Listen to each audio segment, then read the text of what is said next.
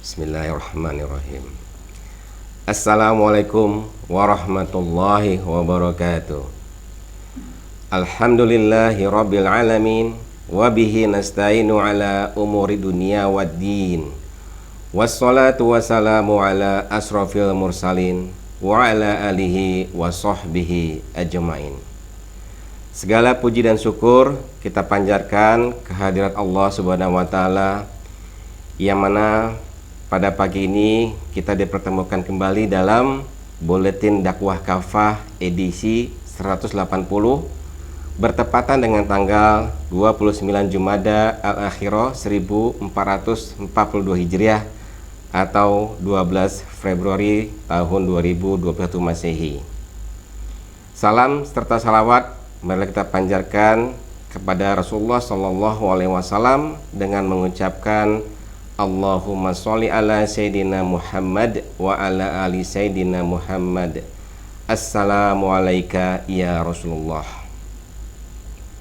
Sahabat peci yang dirahmati Allah Subhanahu wa taala, pada Buletin Dakwah Kafah edisi 180 dengan judul Dinar Dirham Mata Uang dengan Ragam Keunggulan.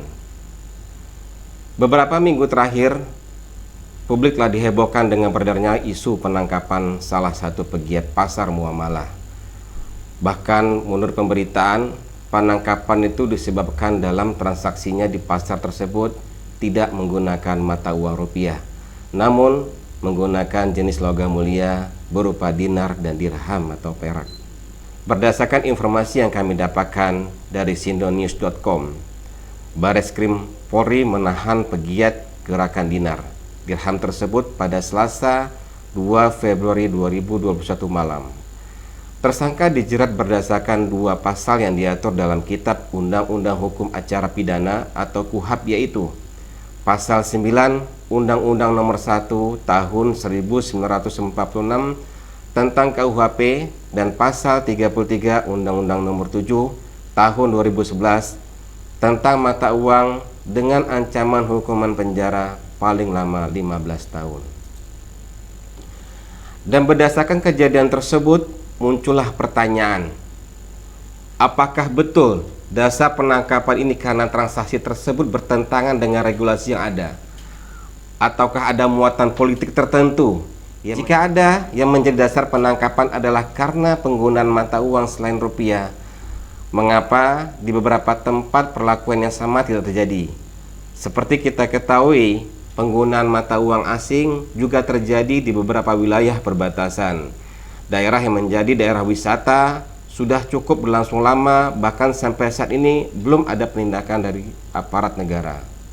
Sehingga timbullah anggapan negatif terkait tindakan aparat tersebut yang cenderung diskriminatif. Apalagi terdapat informasi bahwa penggunaan dinar dirham tersebut dikaitkan dengan ide khilafah, sementara wakaf yang akhir-akhir ini dijadikan gerakan nasional oleh pemerintah juga erat kaitannya dengan syariah dan khilafah. Demikian pula zakat. Lantas, mengapa dinar dirham yang dipermasalahkan?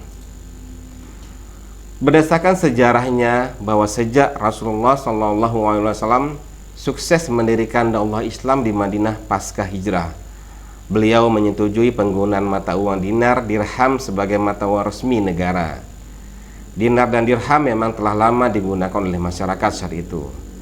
Dan dalam Islam, emas dan perak adalah standar baku dalam bertransaksi. Artinya, emas dan perak adalah sistem mata uang yang digunakan sebagai alat tukar. Kesimpulan ini berdasarkan beberapa alasan berikut. Pertama, ketika Islam melarang penimbunan harta atau kanz al-mal, Islam hanya mengkhususkan larangan penimbunan untuk emas dan perak, sebagaimana firman Allah Subhanahu wa taala berikut. A'udzubillahi minasyaitonirrajim. Bismillahirrahmanirrahim. Walladzina yaknizuna az-zahaba wal fiddata wa la yunfiqunaha fi sabilillah fabashshirhum bi'adzabin alim. Orang yang menimbun emas dan perak yang tidak menafkahkannya di jalan Allah, maka beritahulah mereka bahwa mereka akan mendapatkan siksaan yang pedih. Quran Surat At-Taubah ayat 34. Sahabat peci yang dirahmati Allah Subhanahu wa Ta'ala, kedua, Islam telah mengaitkan emas dan perak dengan hukum-hukum yang baku. Ketika Islam menetapkan diat atau denda atau tebusan, Islam telah menentukan diat tersebut dengan ukuran tertentu, yaitu dalam bentuk emas.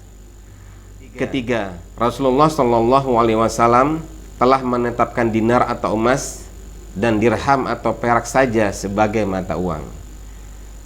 Keempat, ketika Allah Subhanahu wa Ta'ala mewajibkan zakat uang, Allah Subhanahu wa Ta'ala telah mewajibkan zakat tersebut dalam bentuk emas dan perak.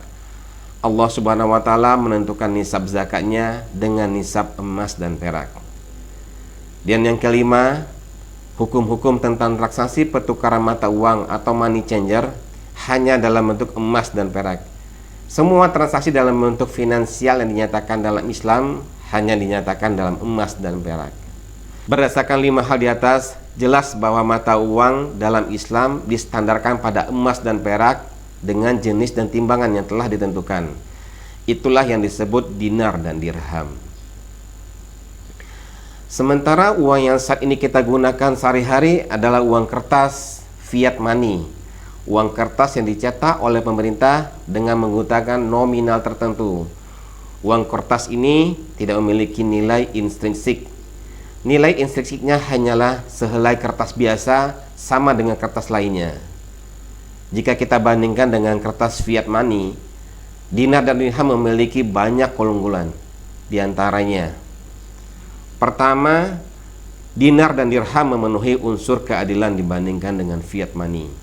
Pasalnya, dinar dan dirham memiliki basis yang real berupa emas dan perak. Sebaliknya, fiat money sama sekali tidak dijamin dengan emas dan perak. Kedua, dinar dan dirham lebih stabil dan tahan terhadap inflasi. Berdasarkan fakta sejarah, emas dan perak merupakan jenis mata uang yang relatif stabil dibandingkan dengan sistem uang kertas fiat money. Ketiga, dinar dan dirham memiliki aspek penerimaan yang tinggi, termasuk dalam pertukaran antar mata uang dalam perdagangan internasional. Sahabat peci yang dirahmati Allah Subhanahu wa Ta'ala, berdasarkan 3 hal tersebut dapat kita ambil contoh sederhana untuk memahami keunggulan dinar dan dirham. Seperti halnya pada tahun 1800, harga emas per 1 troy ounce setara dengan 19,39 dolar Amerika Serikat. Dan pada tahun 2004, 1 troy ounce emas senilai 455,757 dolar Amerika Serikat. Dengan kata lain, selama 2 abad berlalu, emas mengalami apresiasi yang luar biasa sebesar 2.250% terhadap dolar. Dan contoh berikutnya adalah pada tahun 1996, yang mana ongkos naik haji atau ONH sekitar 7,7 juta per orang. Hal ini setara dengan sekitar 308 gram pada saat itu.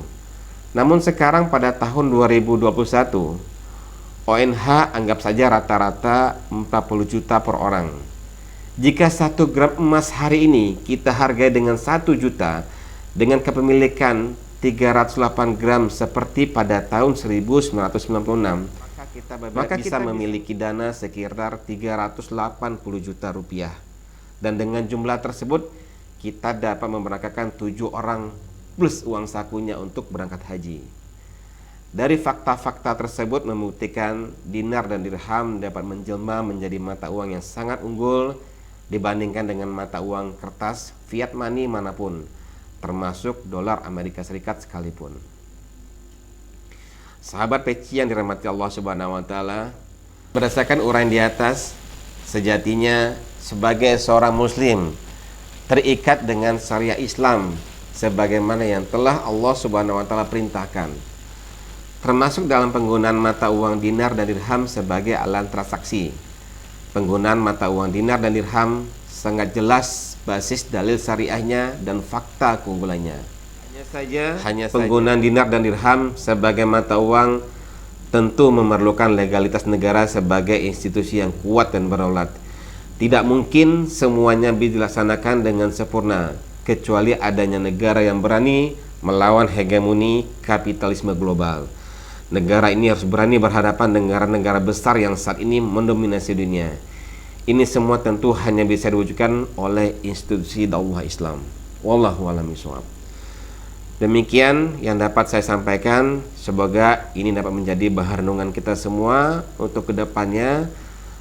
Jika ada dalam penyampaian kata-kata yang salah atau sikap saya yang kurang berkenan, mohon dimaafkan. Wabillahi taufiq wal hidayah. Wassalamualaikum warahmatullahi wabarakatuh.